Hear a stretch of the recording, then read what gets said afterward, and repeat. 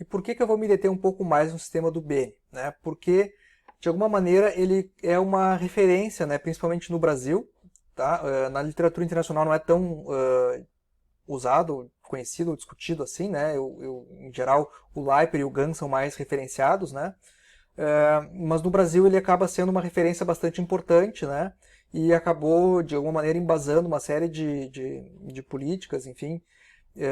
E vocês podem ver que ele ainda está ativo, né? Ele, acho que já está com seus 80 anos, né? O Mário Bene estava fazendo lives e discutindo turismo entre nós, tá? E também porque, enfim, em concursos e outros elementos assim, vocês vão ver que esse sistema aqui geralmente aparece, né? Então, por isso a importância de entender ele bem, tá?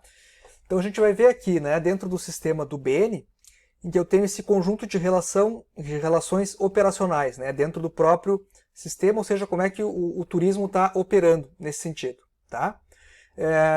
E esses quadros aqui, se eu for ver, né, eu tenho essas diferentes, enfim, parece uma pirâmide, né? Nesse sentido aqui eu tenho esses outros quadrinhos aqui atrás, né? Isso é para representar que essas estruturas aqui, o conjunto das relações ambientais e o conjunto da organização estrutural, elas estão de alguma maneira embaixo, né? Estão dando suporte a esse conjunto de relações operacionais, né? E eu tenho essa ida e essa vinda, ou seja, essa influência mútua, né?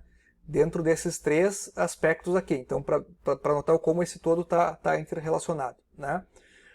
E aqui, então, dentro desse sistema do Bene, eu tenho a ideia do mercado, que a gente já volta, né, de novo ao próprio Bouillon ou ao Gunn, né, diferente do Leiper, que vê a origem e destino, aqui eu tenho também essa ideia de oferta e de demanda. Né? Então, oferta, eu tenho aqui a questão da produção turística, né, ou seja, as empresas que vão ofertar diferentes produtos e serviços para o visitante. Aqui a demanda, né, que vai ser identificada por esse próprio consumidor, né, e esse sistema de distribuição aqui, como é que essa demanda vai se vincular a essa oferta. Né? E aqui eu posso ter uma distribuição tanto direta da demanda comprando diretamente os produtos, né, ou através de intermediários, como agências, enfim, uma série de elementos. Né?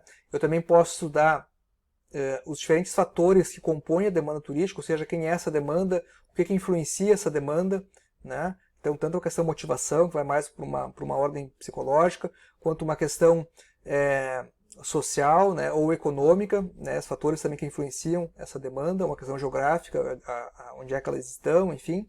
Né, e da mesma maneira que a oferta. Né, eu posso estudar esses diferentes fatores que estruturam a oferta turística. Né. Então, voltando um pouco àquilo que eu comentei, né, sobre a ideia de sistema, cada elemento desse a gente pode mergulhar nele e começar a destrinchar, né, e ver os diferentes subconjuntos, né, que formam esses subsistemas nesse sentido. Então aqui eu tenho esse conjunto, né, de relações operacionais do próprio mercado turístico, né, e ele vai ter influenciado por um outro lado, né, por esse conjunto, uma organização de estruturas que ele está comentando aqui, o que ele chama de superestrutura e de infraestrutura. Né? Então, infraestrutura é justamente essa questão mais de equipamentos e de objetos necessários ao desenvolvimento desse mercado turístico. Por exemplo, se eu não tenho um aeroporto ou uma estrada me dando conexão entre essa oferta e essa demanda, eu dificilmente vou ter, né, esse mercado turístico. Então, a infraestrutura diz respeito a isso. Né? Ou a própria sistema de esgoto, ou outros elementos. É isso que comumente a gente entende por infraestrutura. Né? Por um outro lado, a superestrutura está vinculada a uma questão mais normativa. Né? Ou seja, de como é que são as regras de um país, ou enfim, né, de um território que influenciam sobre esse mercado. Né? Então, por exemplo, eu vou colocar para vocês aí uma reportagem, né, sobre uma política agora de São Paulo, do estado de São Paulo, que decidiu reduzir o ICMS sobre o combustível de aviação. Né? Então, isso foi uma decisão de superestrutura, ou seja, uma regra, né, e que teve uma influência bastante forte em como é que se opera esse mercado aqui. Porque com isso, né, eu tenho a possibilidade da oferta aumentar, no certo sentido, de diminuir o seu custo e ofertar mais número de voos, né? E por um preço menor esse aumento da demanda, né? Além de uma outra série de pequenas efeitos, né, que isso teve, tá? Mas só para dar esse exemplo, né? Um outro exemplo de superestrutura é a própria ideia de uma política de turismo ou um plano diretor de uma cidade, né? São diferentes elementos que influenciam, né, de como é que se dá essa relação entre oferta e demanda aqui, né? E de alguma maneira, né, esse sistema está subordinado a esse conjunto de relações ambientais, né? Então eu tenho esses elementos aqui, ecológico, social, econômico, cultural, que ele descreve aqui. Claro que eu poderia ter outros, né? Ou de alguma maneira também é importante dar conta que eles estão todos articulados, né? Não são isolados e influenciam esse mercado aqui, né? Me lembro agora de um exemplo do Egito, né? O Egito, então, era um país que estava tendo uma crescente no turismo bastante alta, né?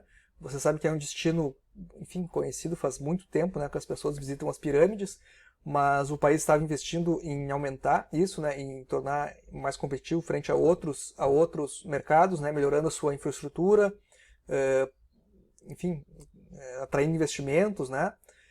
E aconteceu uma série de elementos no Egito, né? Como uma questão política, né, da Primavera Árabe, enfim, que gerou uma certa insegurança, atentados terroristas, né, como aquele avião da Rússia que foi derrubado, enfim, né,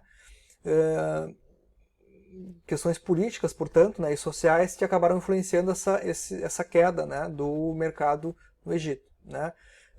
Elementos ecológicos, né, eu poderia dar como exemplo Santa Catarina, né, em que eu tenho todo um turismo desenvolvido a partir das praias, né, e algumas dessas praias, por vezes, com o próprio turismo, né, acabam tendo uma sobrecarga no verão e não tem um sistema de esgoto eficiente nesse sentido, que não dá conta disso, né, enfim, aí ninguém quer ir para a água suja, né, e eu tenho essa própria queda no turismo, essa influência do turismo em função dessa questão ecológica, né? Sem contar uma série de outros elementos que o próprio turismo influencia, né? E acaba ajudando muitas vezes a ter um efeito negativo, né, sobre o ambiente, né? Como, por exemplo, essa construção de equipamentos de hotéis em cima de áreas de restinga e mangues, enfim, né? Tudo isso é uma discussão que acho que vocês vão ver mais além no próprio curso, né? E elementos econômicos também influenciam bastante, né? A gente pode ver, por exemplo, que agora por essa queda da própria demanda em função da pandemia, o quanto viajar, de alguma maneira, eu tenho uma série de ofertas, né?